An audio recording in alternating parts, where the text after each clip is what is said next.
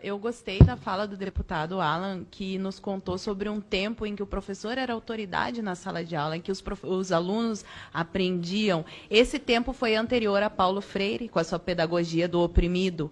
Hoje, o aluno não tem mais que obedecer ao professor. O professor não tem autoridade porque Paulo Freire acha que a imposição da figura de autoridade do professor em sala de aula é autoritarismo. Ora, se eu não posso cobrar dos meus alunos que eles se esforcem, por que eles vão se esforçar?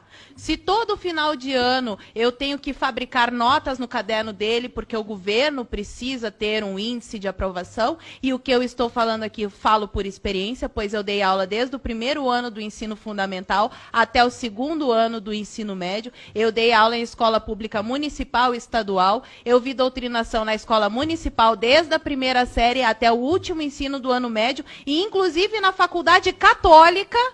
Na faculdade católica que eu estudei, eu tive aulas de doutrinação na pós-graduação. Então, que existe a doutrinação, existe. E por que os meus colegas insistem em dizer que ela não existe? Porque da mesma maneira que o peixe não tem consciência da água que o cerca, porque aquele é o mundo dele, para ele aquilo é natural, os professores já não conseguem mais ver a doutrinação que está escancarada na cara deles, porque é uma verdade onipresente, onisciente de um partido invisível. E embora a minha querida colega não saiba, ela acabou de reproduzir o discurso de Antônio Gramsci. Basta ler os livros dele.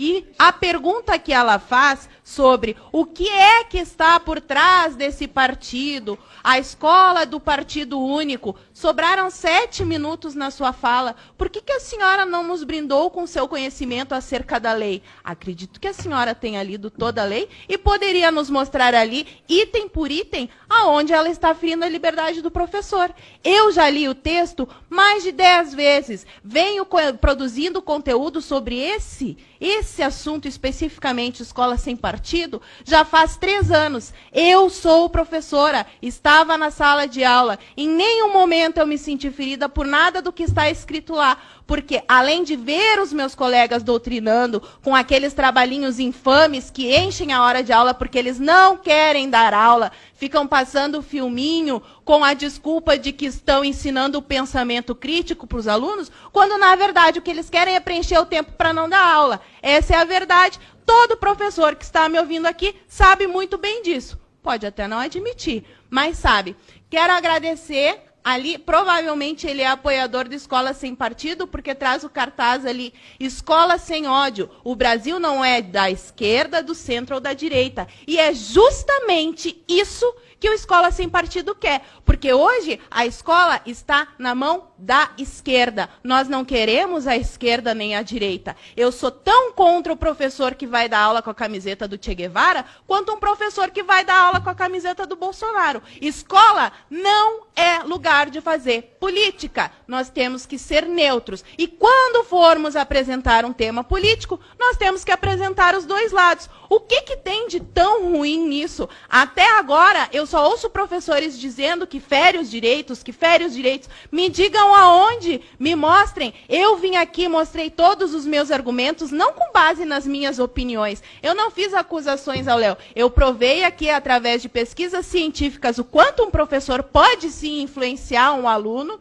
mesmo que inconscientemente, e mostrei como isso acontece no dia a dia das escolas e das faculdades. O grande problema da educação no Brasil é que as pessoas vivem dizendo que o problema é a educação, mas se fizer a pergunta para a mesma pessoa que respondeu que o problema do Brasil é a educação, quantos livros ela leu, ela não vai saber dizer, porque a maioria das pessoas no nosso país não lê um único livro por ano. Outra coisa que eu acho interessante é falar que o problema do Brasil é o investimento em educação. Os senhores sabiam que o investimento na universidade pública brasileira é maior do que na Coreia do Sul?